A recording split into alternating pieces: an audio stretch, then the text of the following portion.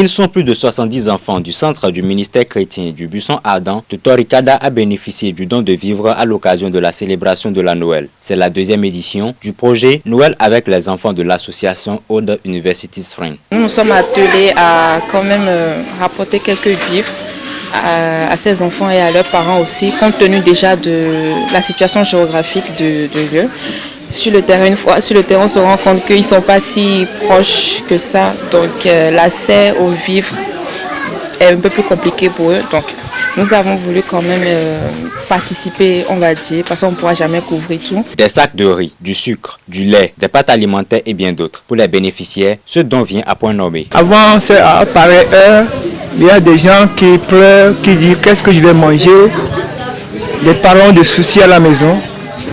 Et même nous les pasteurs, on est tristes parce qu'on ne peut pas donner à tous ces enfants.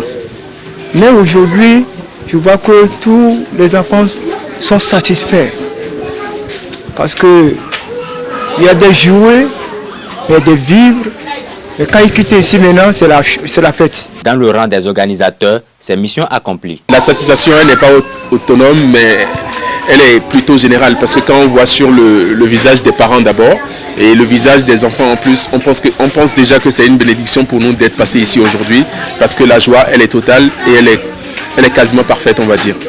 Donc nous sommes complètement satisfaits de notre passage et nous souhaiterons que les années à venir, nous fassions encore plus et que nous puissions quand même toucher encore plus d'enfants, plus de gens dans le Bénin, et nous travaillerons toute l'année prochaine pour quand même y arriver. Dans cette localité située à 46,7 km de Cotonou, s'achèvent les activités de l'association Aude Universities Friends après celle de dons de kits scolaires au profit de plus de 130 écoliers de l'école primaire publique Fondi à Serrouet en septembre dernier, puis la marche rose en octobre.